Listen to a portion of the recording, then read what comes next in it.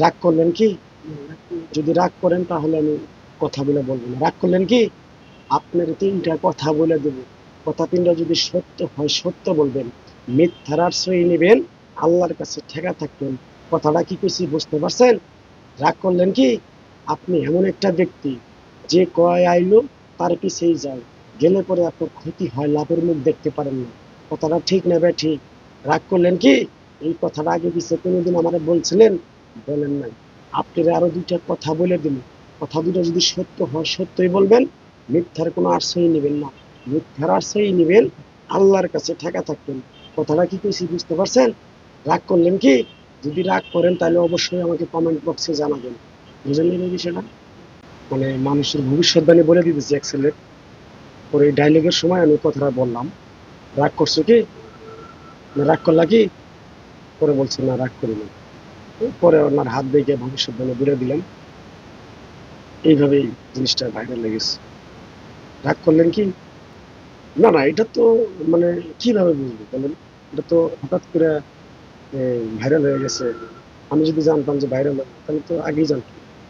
Reaction খুব মানসিক চাপে আছে। যেমন অনেক বিভিন্ন জায়গা থেকে মানুষজন আসতেছে, তাদের সাথে কথা বলতে হতেছে, মানে শরীর খুবই ক্লান্ত, তারপরেও সবার সাথে সময় দিতে হচ্ছে, কথা বলতে হতেছে, সবকিছু মিলে আছি মোটামুটি আমরা। আমাকে ইন্ডিয়া থেকে আমাকে এক সাংবাদিক ফোন দিয়েছিল যে ভাই আপনি তো ভাইরাল হয়ে গেছেন ইমানলি ভাই না? আমি বলছি হ্যাঁ।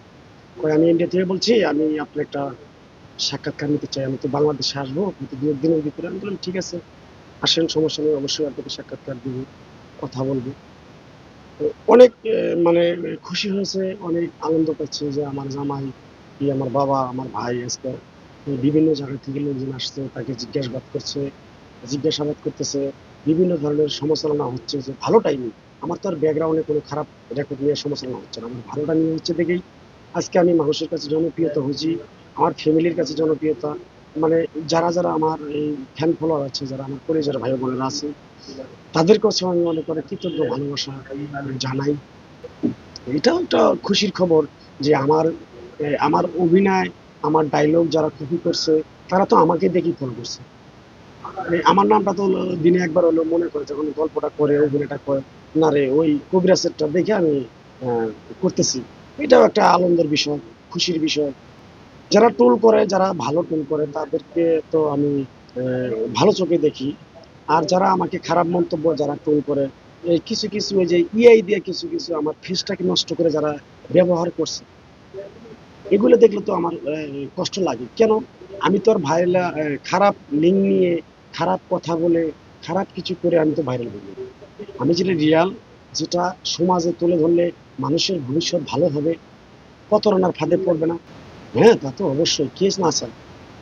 আমি আজকে ফেসবুকে ইউটিউবে কাজ করতেছি, আমার যদি কোনো অফার আসে যে তোমার নাটক আছে, সিনেমায় কোনো কাজ করতে হবে, কোনো বড় ধরনের কোনো অনুষ্ঠানে যেতে হবে, সেটা আমি যতটুকু চেষ্টা করে যাব, আর আমি করবো।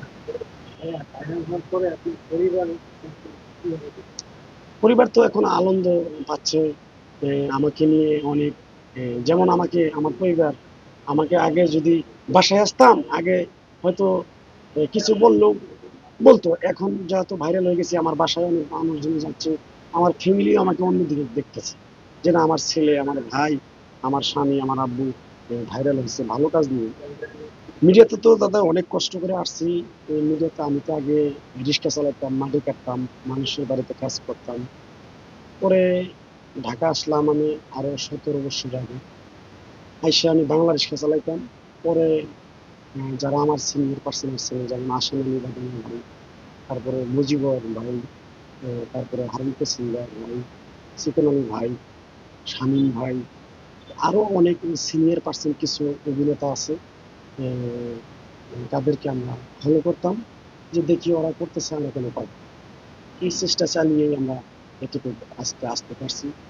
এই বিষয়। তা তো অবশ্যই আসবে, ধামাকা আসবে। এই ঈদের উপলক্ষে অনেক মানুষ প্রতারণার ফাঁদে পড়বে, অনেক মানুষ হয়রানি হবে, অনেক মানুষ মানে হ্যাস্ত হবে।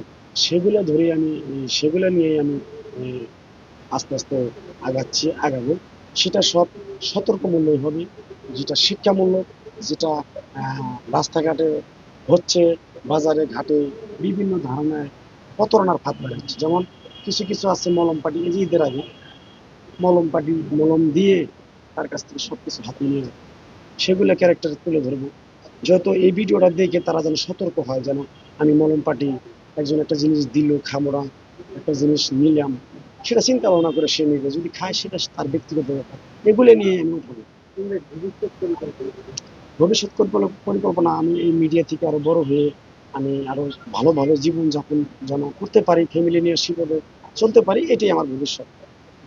তো ভাই আসলে আমার কি বলবো, মানে সারাদিন কথা বলতে বলতে আমার এখন কথা বলতে পারতেছি না। তো ভাই তাড়াতাড়ি আর যদি কিছু বলেন তাড়াতাড়ি। দর্শককে বলতেছি, আপনারা কি রাগ করলেন? যদি রাগ করে থাকেন তাহলে অবশ্যই আমাকে জানাবেন।